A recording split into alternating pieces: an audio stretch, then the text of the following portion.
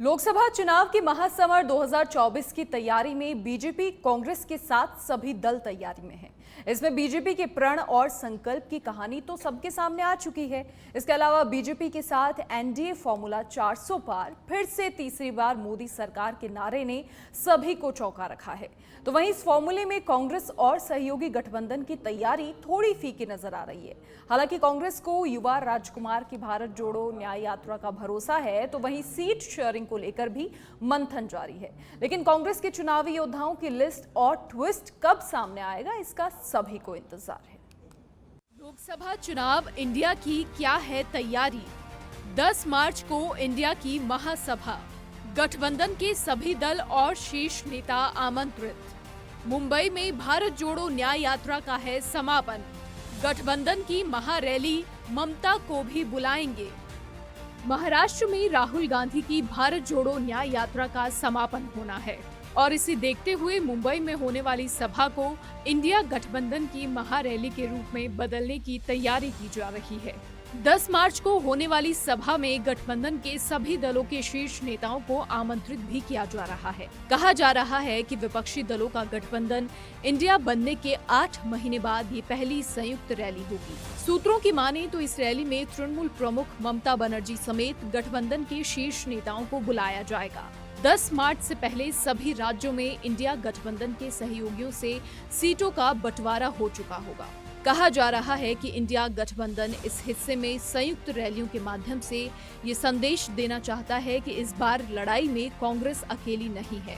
क्षेत्रीय दलों के वर्चस्व वाले पूर्वी से लेकर दक्षिण हिस्से में कांग्रेस के नेताओं की बड़ी हिस्सेदारी होगी और संदेश दिया जाएगा कि मुकाबला राष्ट्रीय स्तर का है। इधर न्याय यात्रा के समापन से पहले कहा जा रहा है कि तमिलनाडु और महाराष्ट्र में फॉर्मूला तय हो चुका है। महाराष्ट्र में महाविकास अघाड़ी गठबंधन के तीनों दलों में सीटों पर बात बन गई है। 48 लोकसभा सीटों में से उद्धव ठाकरे की शिवसेना 20 सीटों पर लड़ेगी। कांग्रेस को 18 सीटों पर और शरद पवार की एनसीपी को 10 सीटें मिली हैं। झारखंड और बिहार की 141 सीटों पर बातचीत अंतिम दौर में है। चुनाव प्रचार के लिए गठित गठबंधन की समिति ने उत्तर दक्षिण विभाजन के बजाय जीत के ट्रेंड के हिसाब से पूरे देश को पूर्व से दक्षिण और पश्चिम से उत्तर के 2 हिस्सों में देखा गया है। पहले हिस्से में इंडिया गठबंधन की पार्टियां मजबूत हैं। इस भाग में 220 सीटें हैं और भाजपा को यहां 50 से कम सीटें मिलती हैं। दूसरे हिस्से में 320 सीटें हैं जहां भाजपा अच्छी स्थिति में है। गठबंधन इन दोनों हिस्सों के हिसाब से प्रचार संसाधनों पर बातचीत कर रहा है। उत्तर पश्चिमी हिस्से की ज्यादातर सीटों पर भाजपा और कांग्रेस की टक्कर है। यहाँ भाजपा की जीत का स्ट्राइक रेट 90% है। इधर कांग्रेस की मंशा राहुल गांधी की भारत जोड़ो न्याय यात्रा के बाद लोकसभा चुनाव के लिए प्रत्याशी घोषित करने की है, जिसमें नए चेहरों को मौका दिया जा सकता है। इसके लिए आगामी लोकसभा चुनाव के लिए कांग्रेस ने तैयारी तेज कर दी है, जिसके चलते पार्टी में प्रत्याशी चयन को लेकर सुगबुगाहट का दौर भी शुरू हो चुका है। अब चर्चा है कि कांग्रेस राहुल गांधी की भारत जोड़ो न्याय यात्रा के बाद लोकसभा चुनाव के प्रत्याशियों के नाम ऐलान करेगी। इससे उम्मीदवारों को जनता के बीच रहने और प्रचार करने का पूरा मौका मिलेगा। लेकिन बड़ा सवाल लोकसभा चुनाव को लेकर सभी दल, खास तौर पर बीजेपी सबसे आगे है। लेकिन कांग्रेस और गठबंधन को न्याय यात्रा के समापन का इंतजार है। लेकिन राहुल गांधी की न्याय यात्रा से लोकसभा चुनाव में कांग्रेस को होगा फायदा? राहुल गांधी ने भारत जोड़ो यात्रा निकाली थी जो दक्षिण से उत्तर तक कन्याकुमारी से लेकर कश्मीर तक की थी और अब ये नई यात्रा मणिपुर से लेकर मुंबई तक होने वाली है। तो वहीं दूसरी तरफ राहुल गांधी ने 14 जनवरी से एक न्याय यात्रा शुरू की है। कांग्रेस के पूर्व अध्यक्ष राहुल गांधी की भारत जोड़ो न्याय यात्रा का अंतिम पड़ाव महाराष्ट्र है। भारत जोड़ो न्याय यात्रा 6700 किलोमीटर की है और 66 दिनों की ये यात्रा 15 राज्यों, 110 जिलों, 100 लोकसभा सीट और साथ ही 300 से ज्यादा विधानसभा सीटों को कवर करते हुए आगे बढ़ रही है। इतना ही नहीं, जहां भारत जोड़ो यात्रा पूरी पैदल तय की गई, वहीं भारत जोड़ो न्याय यात्रा हाइब्रिड है, जिसका मतलब है कि इस दौरान राहुल गांधी कहीं कहीं बस से यात्रा कर रहे हैं तो कहीं कहीं पैदल।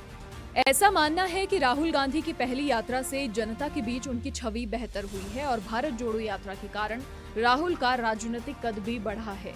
शायद यही कारण रहा है कि यात्रा का दूसरा चरण सामने आया, लेकिन कहा जा रहा है कि राहुल गांधी का कद बढ़ा, लेकिन वोट बैंक नहीं। ऐसा इसलिए कि 2023 में मध्य प्रदेश, राजस्थान, छत्तीसगढ़, कर्नाटक, मेघालय, नागालैंड, मिजोरम, तेलंगाना और त्रिपुरा में विधानसभा चुनाव हुए। इनमें केवल कर्नाटक और तेलंगाना में ही कांग्रेस को जीत मिली, बाकी राज्यों में बीजेपी का बोलबाला दिखा।